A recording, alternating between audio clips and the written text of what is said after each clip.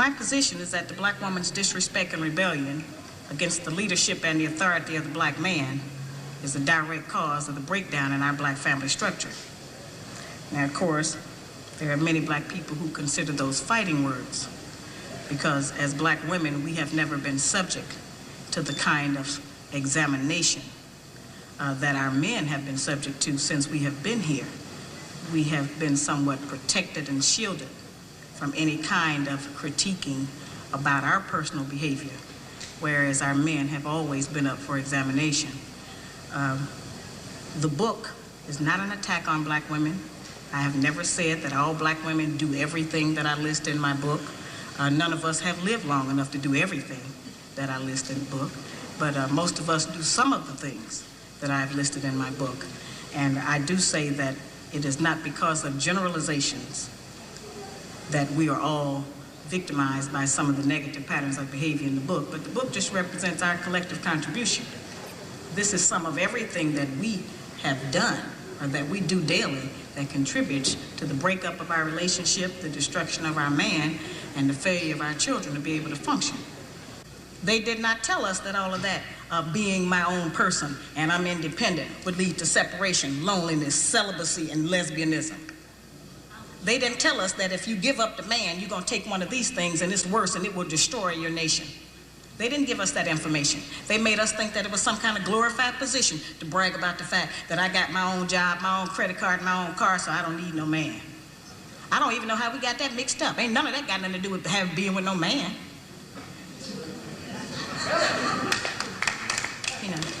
We have some serious relationship problems that nobody has been able to address us on because everybody wants to pretend that this is not going on.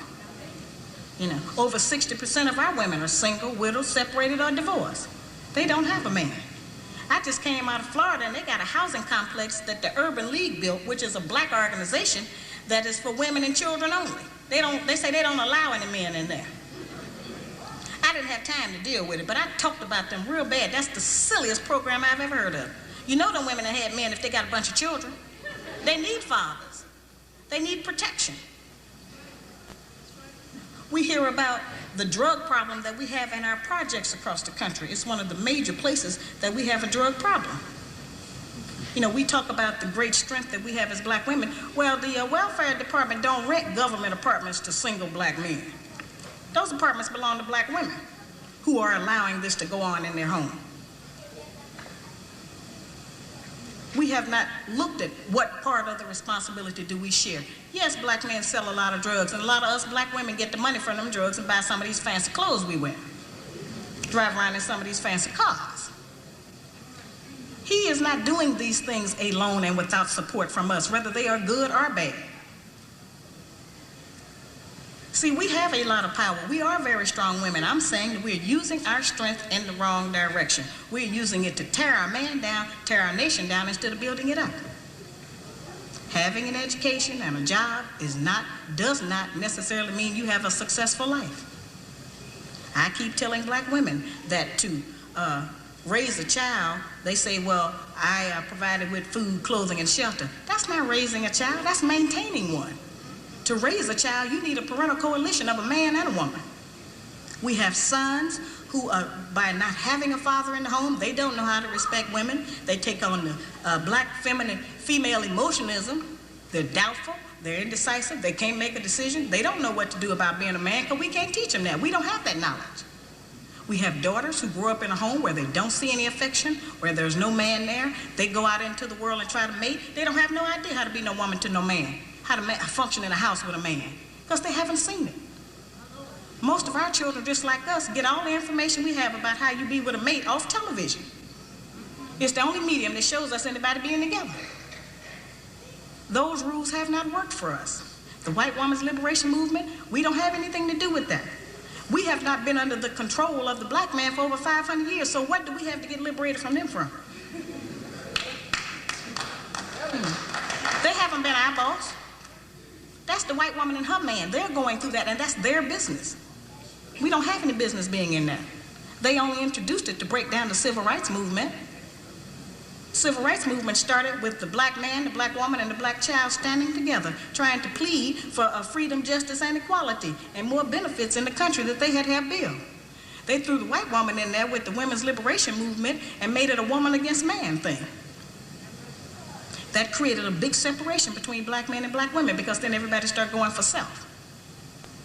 Then they bring the welfare system in and tell us in order to feed and clothe and house our children, we have to give up our man. You have to put the man out of the house.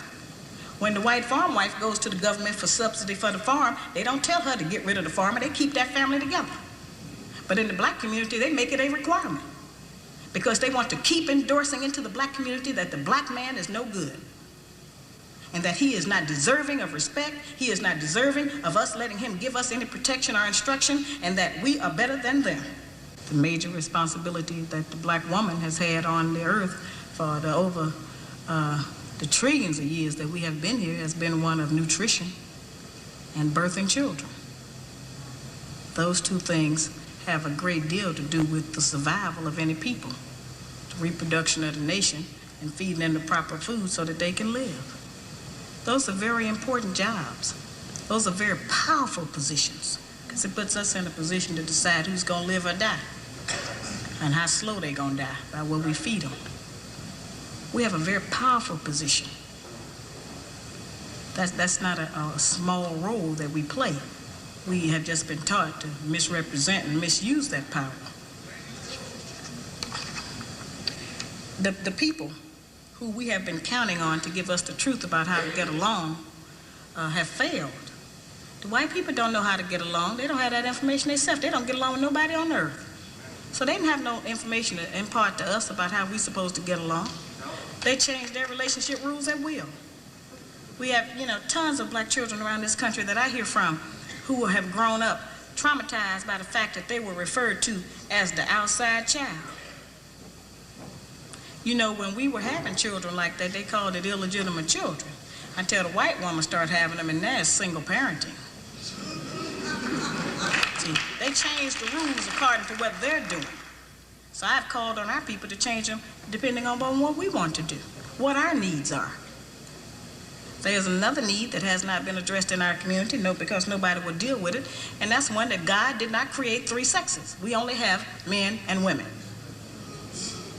Now, I have not said that we should reject the sisters who try and act like men and the men who try and act like women. I'm not saying to reject them from among us, but they need to be taught. We don't have to accept that as some kind of normalcy, because that's not normal. I'm trying to demonstrate how they have set rules that they have forced us to follow that they don't even follow themselves. They change the rules to suit them when they get ready.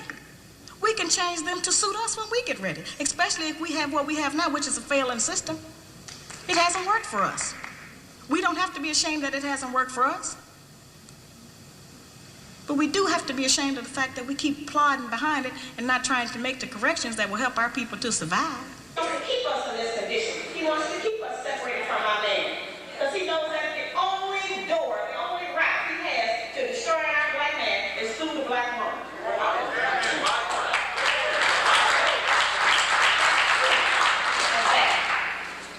Doesn't matter what the woman's educational background is. In fact, we have proven that the more education we get, the more ignorant we get in front of our man.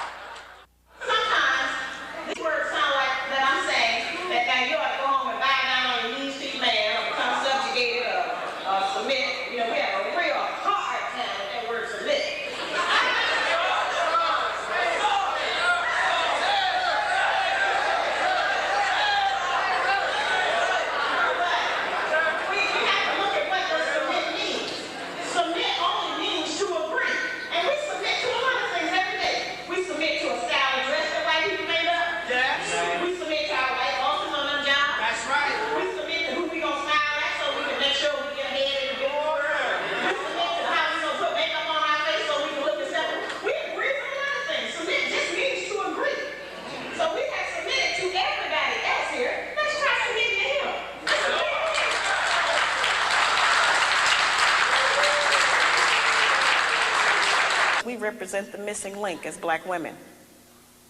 The black man has been dissected, examined, the white man, the white woman, and the black child. But it has been us as black women who have never been examined. We have been protected, we have been insulated, we have been kept from any kind of criticism about our personal behavior in the home and outside of the home, and we have been given the false compliment that we are the backbone of the black nation.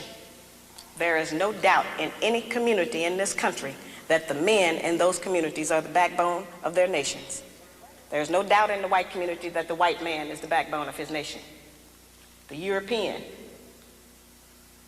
the Buddhist, the Korean, the Japanese, the Hispanic, all of those men are the backbones of their community, and there's no doubt about it.